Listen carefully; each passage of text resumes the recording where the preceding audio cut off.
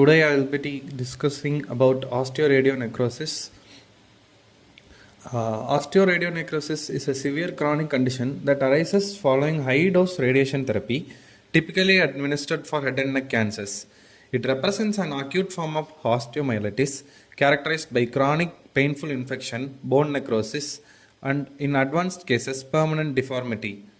It results from radiation-induced damage to intraosseous blood vessels, leading to compromised bone vitality and healing. The mandible is more commonly affected than the maxilla, primarily due to differences in blood supply. The key risk factors include the prior the surgery before adequate healing. It is followed by irradiation, high radiation doses with or without proper fractionation, combined external radiation and intraoral implants, poor oral hygiene and continued use of irritants, surgical or prosthetic interventions in irradiated areas, physical and nutritional deficiencies prior to therapy. Patients are most vulnerable to osteoradionecrosis within the first 2 years following radiotherapy.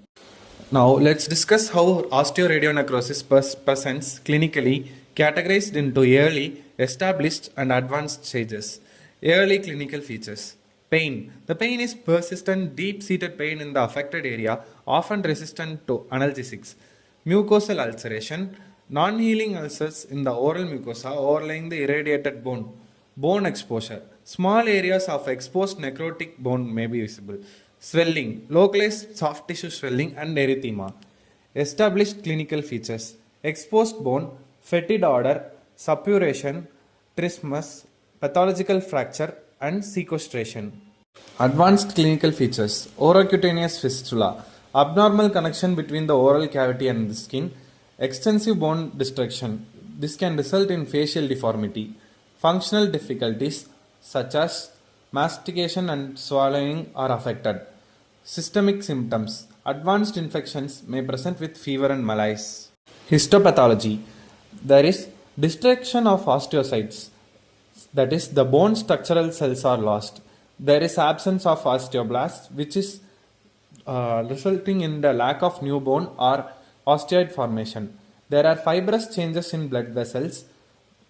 The blood vessel walls are thickened by fibrous connective tissue, often showing endarteritis and periarteritis. There is inflammatory infiltration, which typically replaces bone marrow, which contains lymphocytes, plasma cells, and macrophages. Bone sequestration. While sequestration of devitalized bone may occur, a clear demarcation between vital and non-vital bone is not always seen. Diffuse necrosis. The necrotic process may extend throughout the irradiated bone, highlighting the roles of radiation, trauma, and infection in the pathogenesis. Mandible is more commonly affected than maxilla. This may be due to the difference in blood supply between the two bones. After the infection has gained entry to the bone following trauma, extraction, or severe periodontitis, there is a relatively diffuse spread of the process. Sequestration. Sequestration is the separation of necrotic bone from healthy bone by formation of granulation tissue. This causes mild to severe pain. Foul-smelling purulent discharge is present if there is a secondary infection. Treatment. Management of osteoradionecrosis involves a combination of conservative medical and surgical approaches along with adjunctive therapies.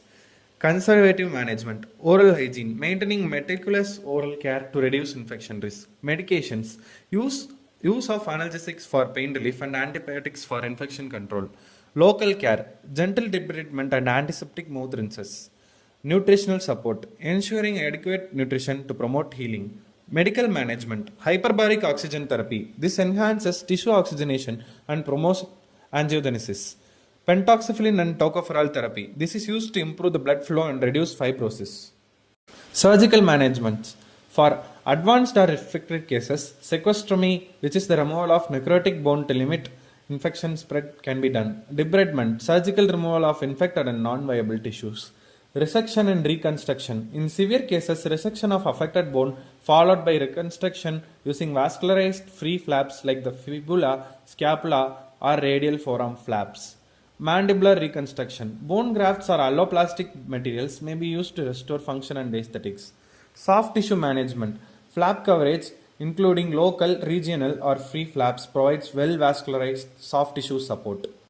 To sum this up, osteoradionecrosis remains a significant clinical challenge, especially in patients undergoing radiotherapy for head and neck cancers. Early recognition, preventive stages, and a multimodal treatment approach are essential in managing this complex condition effectively.